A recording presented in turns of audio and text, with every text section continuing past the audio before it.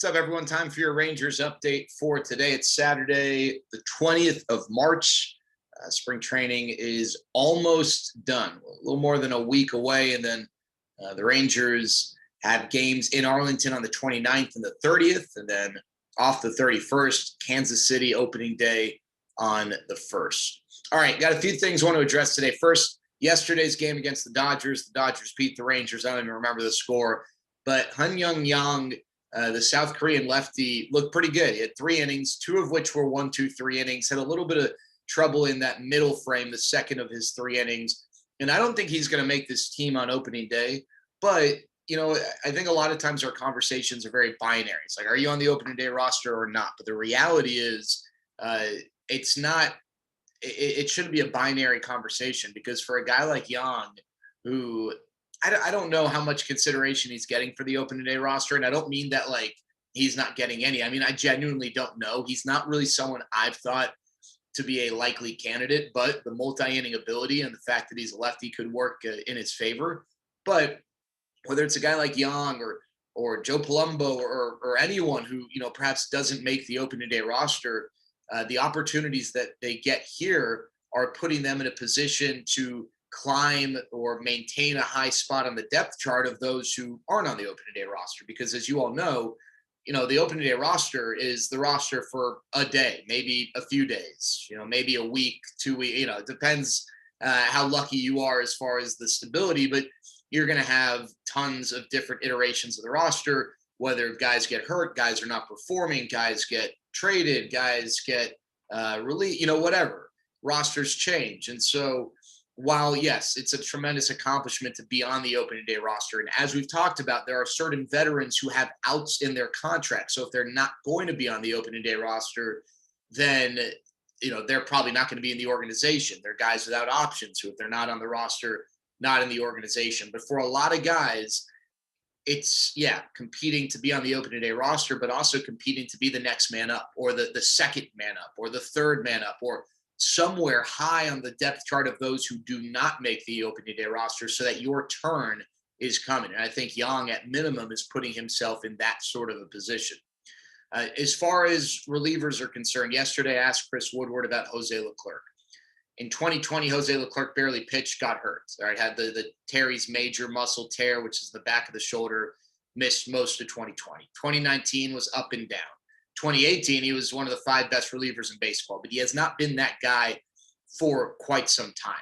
And, as we've talked about, it's really tough to know what to make of Cactus League performance, but there's just something, again, about Jose Leclerc that just looks a little off. The velocity is in the low to mid 90s. The Slambio doesn't appear to be getting the same type of befuddling reaction from hitters. Hitters don't appear uncomfortable in the box against Jose Leclerc like they used to. So I asked Woody, is Jose Leclerc your closer? And Woody did not say that he was. He said it's too soon to tell.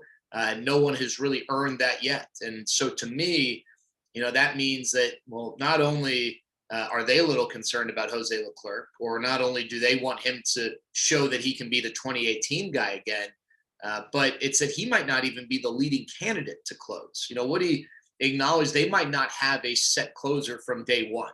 They might not go into the season knowing that this guy is our closer. It might be hey, you're going to get the first crack and you're going to hold on to it as long as you're able to, or maybe the first few weeks, a few different guys get a shot and they figure out how their bullpen best fits with this guy or that guy. The 3 guys who I think make the most sense, Jose Leclerc, should be in the conversation, Matt Bush and Ian Kennedy.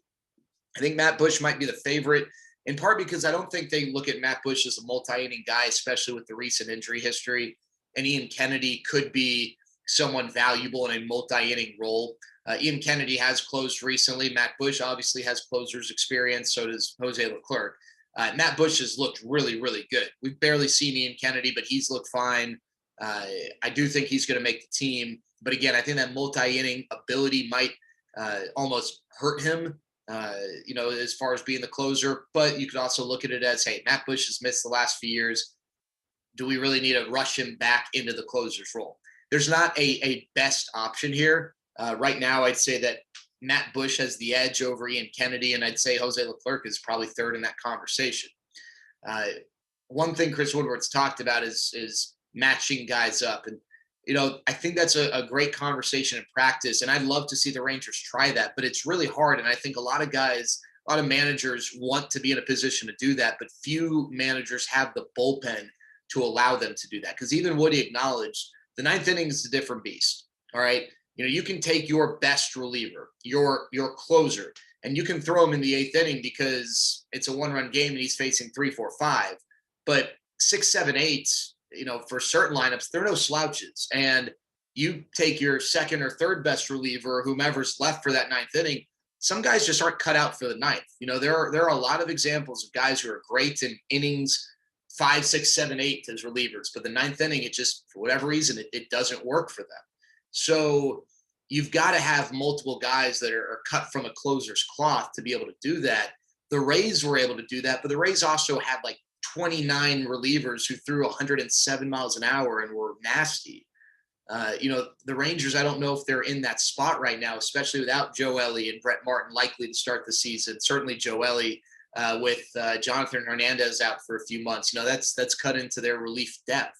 So I think the idea of matching up closers or using your best reliever in the most high leverage spot in the 7th, 8th, or 9th inning is a great idea in theory. It's tough to execute in practice because you still need capable relievers for the 8th and 9th innings or the 7th and 9th, whatever it might be to help close out a game. So it's going to be interesting to see how the Rangers, address the closer spot. Again, this shouldn't be a huge concern because you don't really need a closer when you're in the position the Rangers are in. You need a closer when they're competing for a playoff spot again. So if there's a time to kind of have one of these sort of reactions to not having a closer, this would be it. And then finally, yesterday the Rangers played the Dodgers. I believe it's the last time in spring training they'll see them. They will see them again in the regular season. And the Rangers are kind of in a ground zero position of team building and getting back to a point of competing, not just for playoff spots or divisions, but competing for that elusive World Series. And I think sometimes as sports fans, we have a condition where we look at the champion in a given sport and we use them as the model and forget that there were other really good teams who might have done things differently. For instance, the Dodgers and the Tampa Bay Rays have some similarities, but they also have a lot of differences. Tampa Bay got to the World Series. They've been a very good franchise for a while. Just because the Dodgers beat them doesn't mean their way is right and Tampa's way is wrong. The Braves have done things differently. They were a really good team. The Padres, the Yankees, whatever. They're in the NFL, like the Chiefs and the Bucks, two different ways of building a team. Both are really good. It doesn't just mean that the winning team is the right team and everyone else is wrong. But one thing that the Dodgers, who are the defending World Series champions, did that is so important if you're building a World Series championship team is hitting on all 4 areas of team building.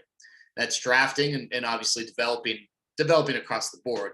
Drafting, domestic free agent signings, international free agent signings, and trades. And it's not just for the superstars. It's for the good players, the role players.